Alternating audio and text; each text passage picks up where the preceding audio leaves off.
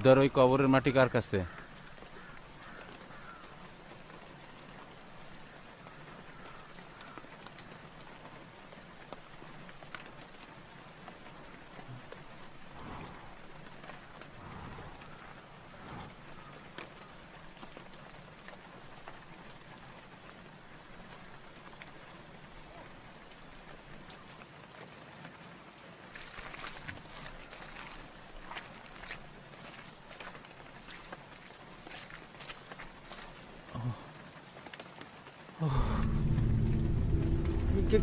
কি হইল হুজুর?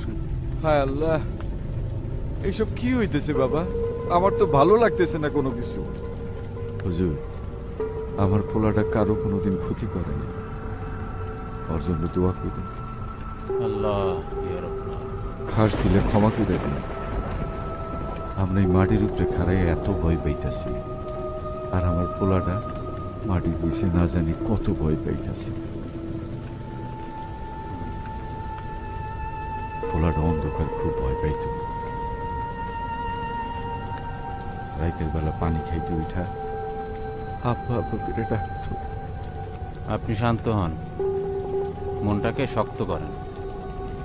এতদিন পোলা হিসাবে আপনি ছেলেরা দেখাশোনা করছেন, এখন তারে দেখবেন আল্লাহ রব্বুল আলামিন। আর আল্লাহ আমাদের যতদূর জ্ঞান দিছে তা দিয়ে আমি আমার সাধ্য মতন চেষ্টা করছি। ইনশাআল্লাহ আর তেমন কিছু হইব না। তবে যদি এই লাশ আবার কখনো কবর থেকে উঠে আসে, তাইলে আমগো কারো না কারো ক্ষতি হইব। কি বলেন হুজুর? আমগো সবার ক্ষতি করব? আহা, চুপ করেন চুপ করেন, আমার কথা মনোযোগ দিয়ে শোনেন।